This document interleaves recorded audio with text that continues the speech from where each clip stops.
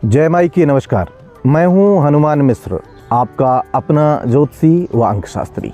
आज हम अपने पुराने किंतु प्रिय विषय के साथ उपस्थित हैं, वो भी अपने शुभचिंतकों के बार बार कहने के बाद। जैसा कि हमारे वीडियोस को लंबे समय से व लगातार देखने वाले जो भी लोग हैं वो जानते हैं कि राजनैतिक भविष्यवाणियाँ करना हमारा पसंदीदा विषय रहा है। लेकिन 1-2 पंचवर्षीय से हमने इसे बंद कर दिया था, क्योंकि हमें लगा कि इससे प्रत्यक्षतः किसी जन सामान्य को कोई फायदा नहीं पहुंचता है। लेकिन इस बार मेरे जानने वाले बहुत सारे लोग, जिनमें से देश के कुछ मूर्धन्य पत्रकार भी शामिल हैं, उन्होंने कहा कि ज़्यादा नहीं तो 1-2 वीडियोस तो हमें बनाने ही चाहिए। अतः ये जोखिम उठाने के लिए हम फिर से आपके समक्ष उपस्थित हैं। इस समय यानी कि 2024 के चुनाव में एक नारा बहुत प्रचलित है, अब की बार 400 पार। अतः हमारा पहला टॉपिक यही रहने वाला है। क्या वाकई देश में या देश की सत्तारूढ़ पार्टी या गठबंधन अब की बार 400 का आंकड़ा पार कर सकेंगे? इस मामले में हम सबसे पहले स्वतंत्र भारत की कुंडली को देखते हैं। तो इस समय भारतवर्ष चंद्रमा की महादशा के प्रभाव में है, जिसमें शुक्र का अंतर चल रहा है। दोनों ही ग्रह तीसरे भाव में हैं। यह भाव छोटी यात्राओं का है, यानी कि आंशिक परिवर्तन करवाने में यह भाव भूमिका निभाता है।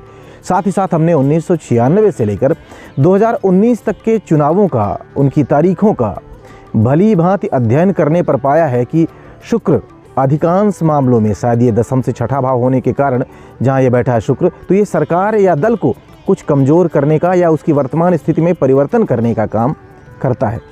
आत्मबल भी बढ़ाता है, पौरुष भी बढ़ाता है और चीज़ें मजबूत कर सकता है। लेकिन देखने में ये आया कि कहीं ना कहीं यह सरकार या सत्तारूढ़ दल पर एक प्रेशर क्रिएट करता है, क्योंकि शुक्र भारत की कुंडली में लग्न का स्वामी है और लग्न का स्वामी होकर तीसरे भाव में चर राशि में है। अतः वर्तमान सरकार की मजबूती में यह ग्रह आंशिक बदलाव कर सकता है, यानी कि इस बार का चुनाव सत्तारूढ़ दल को दबाव या तनाव देने का काम कर सकता है। बीजेपी की कुंडली के अनुसार देखें तो इस समय चंद्रमा में बुध की दशा का प्रभाव बीजेपी की कुंडली पर है। बुध इनका लग्न या राशि स्वामी है। स्वाभाविक है कि बुध इनका फेवर करेगा, लेकिन चंद्रमा में बुध की दशा जब भी आती है तो मन में एक अज्ञात भय देने का काम करती है। तो ऊपर से बुध ग्रह लगभग 25 डिग्री का है भाजपा की कुंडली में और 10th भाव से कुछ कदम दूर है, अर्थात सत्ता भाव में पहुंचने ही वाला है, लेकिन अभी पहुंचा नहीं है। बीजेपी की कुंडली अज्ञात भय का संकेत कर रही है। ऐसे में हो सकता है कि बाहर बताए जा रहे आंकड़ों में और आंतरिक सर्वे में कुछ भिन्नता हो। यद्यपि मैं तो कोई राजनीतिज्ञ व्यक्ति हूँ नहीं, मुझे राजनीति का ज़्यादा ज्ञान नहीं है। ऐसे में मुझे यह नहीं पता कि सर्वे में क्या आया, कैसे आया वास्तव में। साथ ही साथ लंबे समय से इस तरह की भविष्यवाणियाँ भी मैं नहीं कर रहा था, दूर था इनसे। अतः ज़मीनी हकीकत कैसी है मुझे इसकी जानकारी सच में बिल्कुल भी नहीं है। लेकिन दशाओं के आधार पर हम यह कह सकते हैं कि भाजपा के मन में भी सत्ता तक पहुंचने वाली जीत को लेकर थोड़ा सा संशय शायद होगा। ऐसे में 400 सीटों के आंकड़े तक पहुंचने में संशय होना स्वाभाविक है। गोचर की बात करें तो शनि गोचर में कुंभ राशि में है, 10th भाव में है, स्थिर राशि में है। अतः वर्तमान सरकार के रिपीट होने की संभावना तो है, मजबूत संभावना कह सकते हैं कि मजबूत संभावना है। साथ ही साथ शनि बृहस्पति के प्रभाव में है और बृहस्पति की दशा ने अक्सर धर्म का पक्ष लेने वाली पार्टी या सरकारों का फेवर किया है, ऐसा देखने को मिला है। अतः यहाँ से बीजेपी व उनके सहयोगी दलों का पक्ष मजबूत नज़र आ रहा है। बृहस्पति ग्रह के गोचर की बात करें तो 1 मई तक बृहस्पति अति मित्र राशि में है। इस समय होने वाले चुनावों में फ़ायदा दिलाना चाहेगा, यह भी बीजेपी का फेवर करने वाला बिंदु है। लेकिन 1 मई के बाद बृहस्पति की स्थिति बीजेपी के लिए तुलनात्मक रूप से कमज़ोर होने वाली है। अतः उसके बाद होने वाले चुनाव बीजेपी से थोड़ा सा कम फेवर कर सकते हैं बीजेपी का। अतः स्थितियों, परिस्थितियों, दशाओं, गोचरों आदि को देखने के बाद हम यह निष्कर्ष निकाल रहे हैं कि संभवतः सरकार बीजेपी व उनके सहयोगी दलों की ही बनेगी, ऐसी उम्मीद है, बननी चाहिए। इस बात की अच्छी संभावनाएं हैं।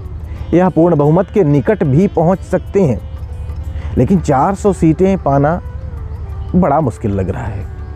सीधे शब्दों में कहें तो 400 सीटों के आंकड़े तक पहुंचना असंभव सा लग रहा है। जैसा कि मैंने पहले भी कहा कि चंद्रमा में बुध की दशा मन में डर और डाउट पैदा करती है। बुध लग्नेश है, अतः फेवर तो करेगा, लेकिन शत्रु राशि में है, अतः प्रत्यक्ष रूप से सत्ता तक पहुंचाने में असमर्थ भी हो सकता है, यानी कि बहुमत से कुछ कदम पीछे भी रख सकता है। सीटों की संख्या हम अभी इस वीडियो में नहीं बता पाएंगे। क्यों? क्योंकि एक एक सीटों की गणना करने के बाद ही सीटों की संख्या बताई जा सकती है, तभी ये मुमकिन होता है।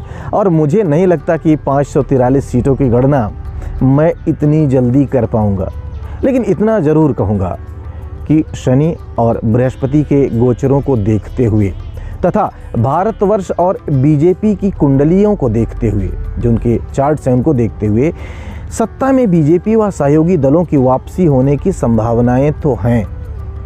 हो सकता है कि भाजपा व सहयोगी दल पूर्ण बहुमत के करीब भी हों, लेकिन 2-4 कदम पीछे भी रह सकते हैं।